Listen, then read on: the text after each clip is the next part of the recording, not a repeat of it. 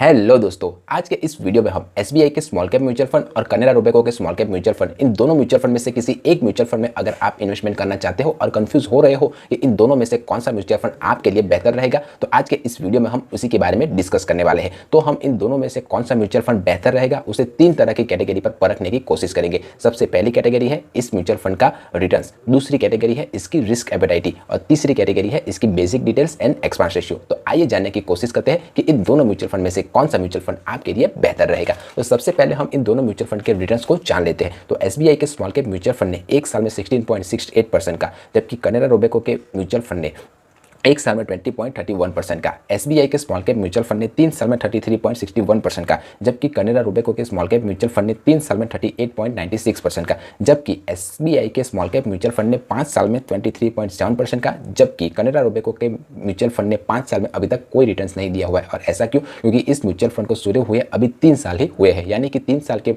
का ही रिटर्न्स का डेटा इस म्यूचुअल फंड का अवेलेबल है। तो इस कैटेगरी में अगर हम देखें तो 3 साल में इस म्यूचुअल फंड ने अच्छा खासा रिटर्न्स अपने इन्वेस्टरों को लाकर दिया हुआ है। पर अगर हम एक्सपीरियंस वाइज देखें तो एसबीआई के स्मॉल कैप म्यूचुअल फंड का एक्सपीरियंस कैनरा रोबेको के स्मॉल कैप म्यूचुअल फंड की तुलना में ज़्यादा है। तो आप अगर रिटर्न के बेस पर अगर इन्वेस्ट करना चाहते हो तो आप कैनरा रोबेको के म्यूचुअल फंड में इन्वेस्ट कर सकते हो। अब हम इस म्यूचुअल फंड के स्टैंडर्ड डेविएशन के बारे में जान लेते हैं। तो एसबीआई का स्टैंडर्ड डेविएशन 14 है, जबकि कैनरा रोबेको का स्मॉल कैप म्यूचुअल फंड का स्टैंडर्ड डेविएशन 15.72 है। अब जिसे नहीं पता कि स्टैंडर्ड डेविएशन किसे कहते हैं, तो स्टैंडर्ड डेविएशन एक रेंजिंग फैक्टर है, यानी कि जितना कम स्टैंडर्ड डेविएशन होगा उतना ही अच्छा, वेल परफॉर्मिंग और कम वोलेटाइल म्यूचुअल फंड माना जाएगा। तो जब कभी भी आप किसी भी म्यूचुअल फंड को चुने तब कम स्टैंडर्ड डेविएशन वाले म्यूचुअल फंड को चुनने की कोशिश कीजिए। तो इस केस में एसबीआई का स्मॉल कैप म्यूचुअल फंड जीत जाता है।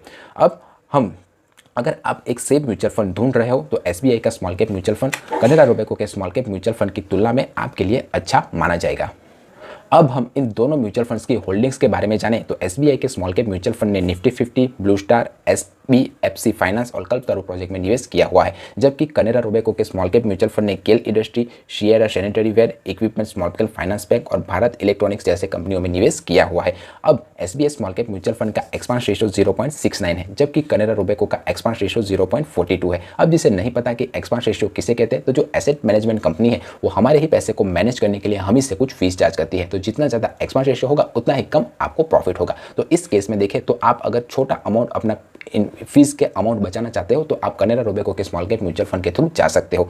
अब एसआईपी के थ्रू आप जाने की बात करो तो आप एसबीआई के स्मॉल कैप म्यूचुअल फंड में मात्र 500 रुपीज़ की एसआईपी से स्टार्ट कर सकते हो, जबकि आपको कैनरा रोबेको के स्मॉल कैप म्यूचुअल फंड में अगर अपनी एसआईपी को चालू करना है तो आपको 1000 रुपीज़ देना ही देना पड़ेगा।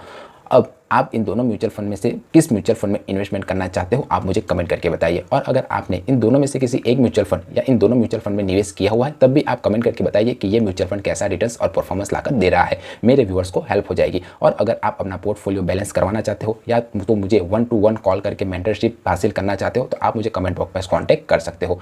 मेरा वीडियो पसंद आया है तो वीडियो को लाइक कीजिए, चैनल को सब्सक्राइब कीजिए। मिलते हैं अगले वीडियो में, तब तक के लिए बाय बाय।